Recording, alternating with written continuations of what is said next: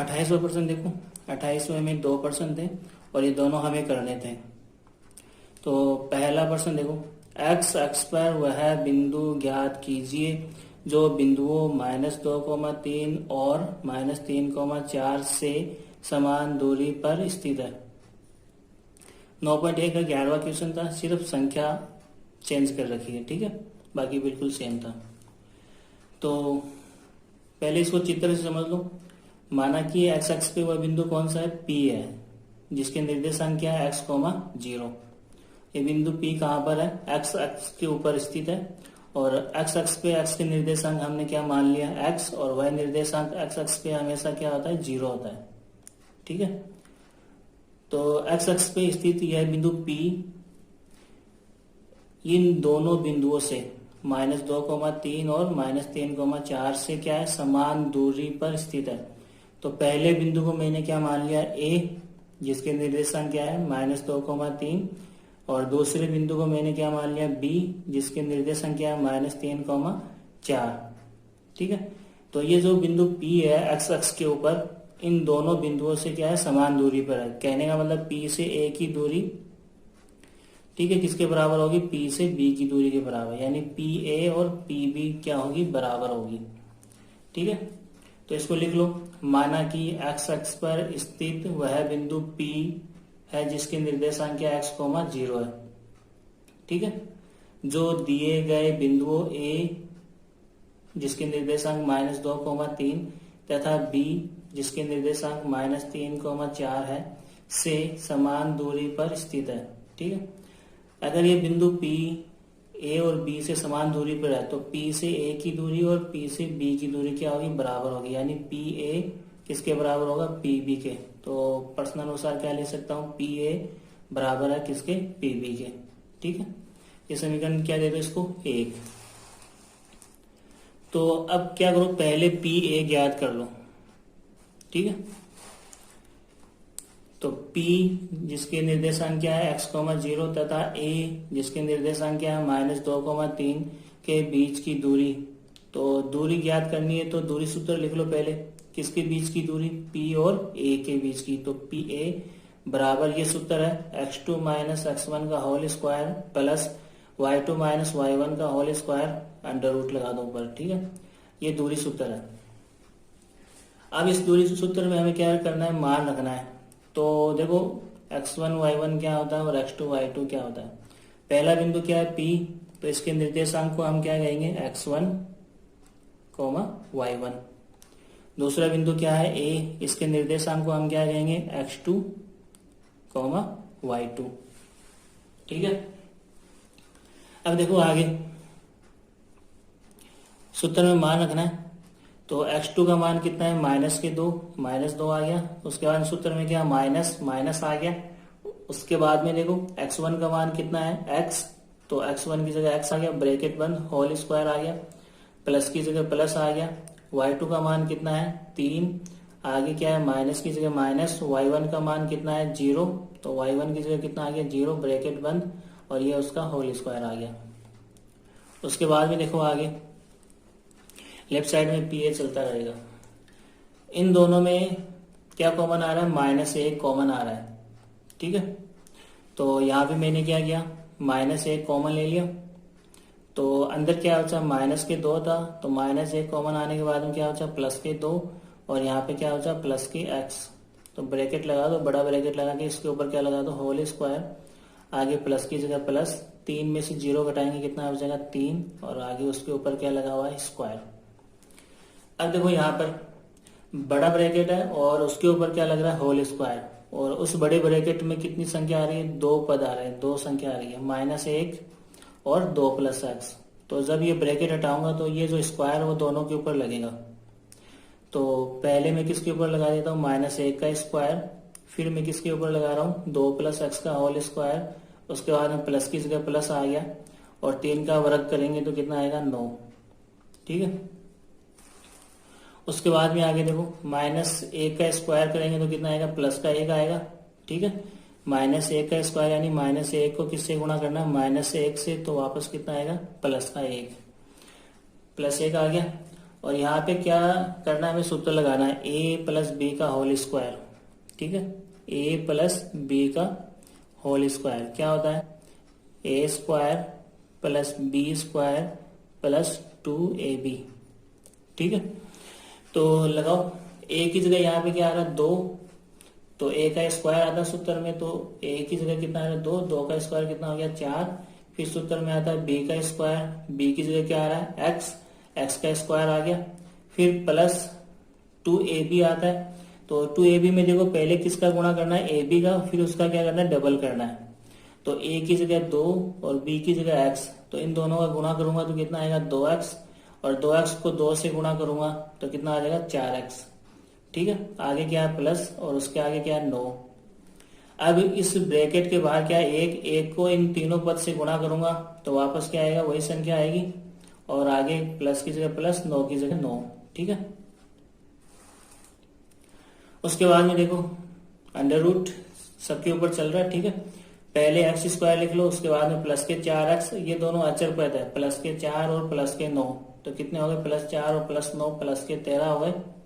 ठीक है, तो ये किसका मान आ गया पी ए बराबर under root X square plus के 4x प्लस के 13। इसको समीकरण 2 दे दो, पी ए का मान आ गया। अब हमें करना क्या है, पीबी का मान ज्ञात करना है। ठीक है, पी ए का मान आ गया, अब किसका मान ज्ञात करना है पीबी का। तो पीबी का देखो पी और बी के बीच की दूरी, तो पी के निर्देशांक x, 0 और बी के निर्देशांक -3, 0। देखो आगे P तथा B के बीच की दूरी, तो P के निर्देशांक कितने थे x, 0 और B के निर्देशांक कितने हैं -3, 4। तो इन दोनों के बीच की दूरी निकालनी है, तो पहले सूत्र लिख लो PB बराबर under root x2 minus x1 का whole square plus y2 minus y1 का होल स्क्वायर। ठीक है, अब सूत्र लिख लिया, तो अब इसमें मान देख लो, जो पहला बिंदु होता है उसके निर्देशांक को हम क्या कहते हैं x1 y1, और जो दूसरा बिंदु होता है उसके निर्देशांक को हम क्या कहते हैं x2 y2। सूत्र में वहां रखो, x2 की जगह कितना आ रहा है -3, तो x2 की जगह कितना आ गया -3, सूत्र में माइनस है तो माइनस की जगह माइनस आ गया। उसके बाद में x1 की जगह कितना आ रहा है x आ रहा है, तो x1 की जगह क्या आ गया x, ब्रैकेट बंद आ गया। उसके बाद में ऊपर क्या लगा हुआ होल स्क्वायर, प्लस की जगह प्लस आ गया।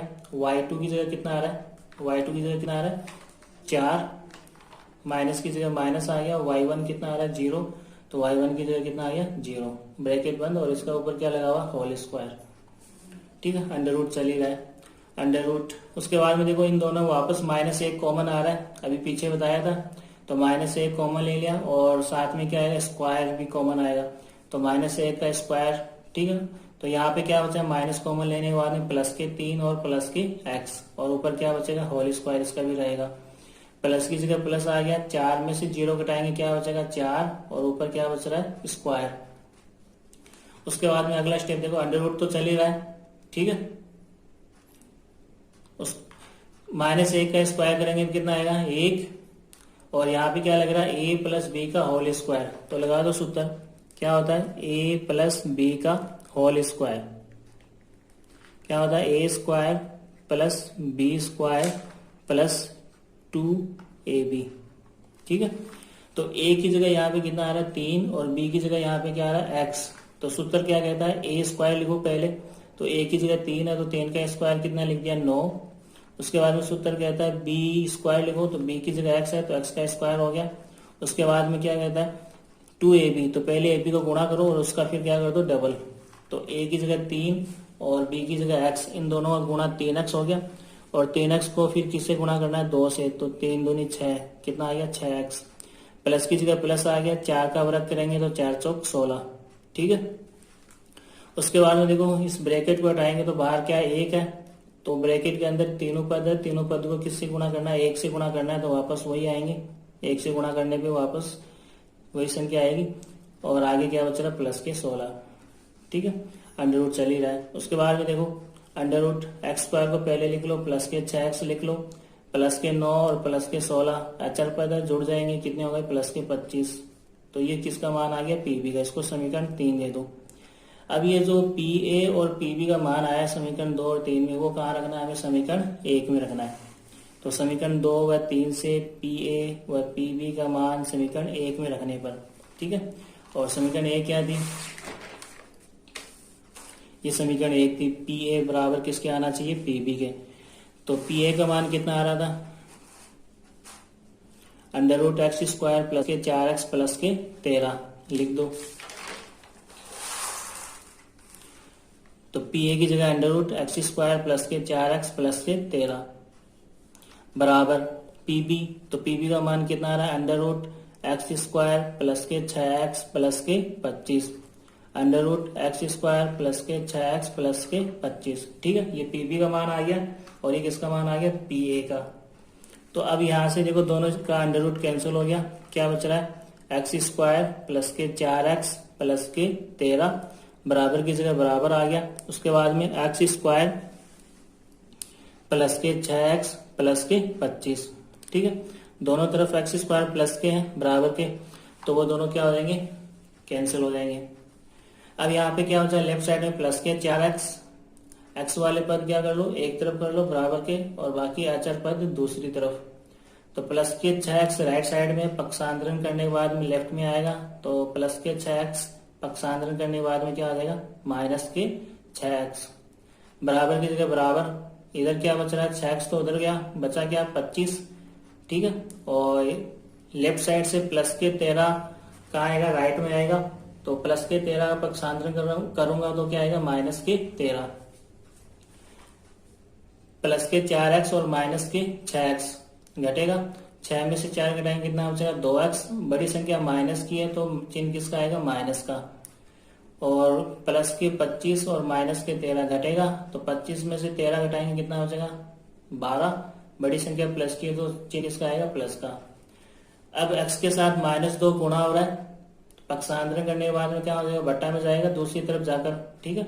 तो 12 में -2 का भाग दूंगा तो कितना आएगा, माइनस के 6, और इधर क्या चल रहा है, x। तो हमारे पास x का मान आ गया, ठीक है। और हमें x का मान ही चाहिए था, x निर्देशांक चाहिए था, y निर्देशांक तो x के ऊपर कितना होता है, 0 होता है। तो लास्ट में लिख दो, अतः x अक्ष पर स्थित उस बिंदु P के निर्देशांक कितने होंगे, -6, 0 होंगे, ठीक है। x निर्देशांक कितना आ गया, -6, और y निर्देशांक x के ऊपर फिक्स होता है 0, जो दिए गए बिंदुओं A व B से समान दूरी पर है, ठीक है। तो ये हो गया पहला प्रश्न। देखो 28वें का दूसरा प्रश्न है, पहले प्रश्न देख लो। 28वें का दूसरा, बिंदुओं 11,8 और 1,3 को मिलाने वाली रेखा को बिंदु 7,6 किस अनुपात में विभाजित करता है। क्या ज्ञात करना है, अनुपात ज्ञात करना है, ठीक है। और ये 9.2 का 7वां क्वेश्चन था, सिर्फ संख्या चेंज कर रखी है। तो चित्र देख लो, 2 बिंदु दे रखे हैं, ठीक है। तो मान लिया ये पहला बिंदु है जिसके निर्देशांक कितने हैं, 11,8, और ये दूसरा बिंदु है जिसके निर्देशांक कितने, 1,3। पहले बिंदु को हमने क्या मान लिया, A, और दूसरे बिंदु को हमने क्या मान लिया, B, और इन दोनों बिंदुओं को मिलाने वाली रेखा ये क्या हुई, AB, ठीक है। तो मिलाने वाली रेखा को बिंदु 7,6 किस अनुपात में विभाजित करता है। तो एक बिंदु और है, इस रेखा AB के ऊपर एक बिंदु और है, कहीं पर भी हो सकता है, हमने मान लिया ये यहाँ पर है, जिसके निर्देशांक कितने हैं, 7,6, ठीक है। और इसका नाम हमने क्या मान लिया, P। तो ये बिंदु P इस रेखाखंड AB को किस अनुपात में विभाजित कर रहा है, यह हमें ज्ञात करना है। तो हम इसको लैम्डा अनुपात 1 भी मान सकते हैं और M1 अनुपात M2 भी मान सकते हैं। मैं इसको क्या मान के चल रहा हूँ कि ये बिंदु P इस रेखाखंड AB को M1 अनुपात M2 में विभाजित कर रहा है, ठीक है। तो इसको लिखना है बस, माना कि बिंदु P 7,6 जिसके निर्देशांक है रेखाखंड AB, ठीक है, रेखाखंड AB को M1 अनुपात M2 में विभाजित करता है, अतः विभाजन सूत्र से, ठीक है। तो विभाजन सूत्र लगा दो, Pxy बराबर M1x2 प्लस M2x1 बटा M1 plus M2 M1y2 plus M2y1 बटा M1 प्लस M2, ये विभाजन सूत्र है, ठीक है। अब इस सूत्र में हमें क्या करना है, मान रखना है। तो पहले यहाँ पे देख लो x1 y1 क्या होंगे। तो ये पहला बिंदु है तो इसके निर्देशांक को हम क्या बोलेंगे, x1 y1 ये दूसरा बिंदु है, तो इसके निर्देशांक को हम क्या बोलेंगे, x2 y2। ठीक है, और ये बिंदु P के निर्देशांक हमें दे रखे हैं, और M1 की जगह हमें क्या रखना है M1, और M2 की जगह हमें क्या रखना है M2। तो मान रखो सूत्र में, तो देखो P की जगह P आ गया, और P के निर्देशांक हमें दे रखे हैं कितने हैं, 7,6। तो x की जगह कितना आ गया 7, x निर्देशांक 7 हो गया, y निर्देशांक कितना आ गया 6, बराबर की जगह बराबर आ गया। M1 की जगह हमें क्या रखना है M1 गुणा x2 की जगह क्या रखना है 1, तो x2 की जगह कितना आ गया 1, आगे क्या है प्लस का चिन्ह है, उसके आगे क्या है M2, तो M2 की जगह हमें क्या रखना है M2 सेम।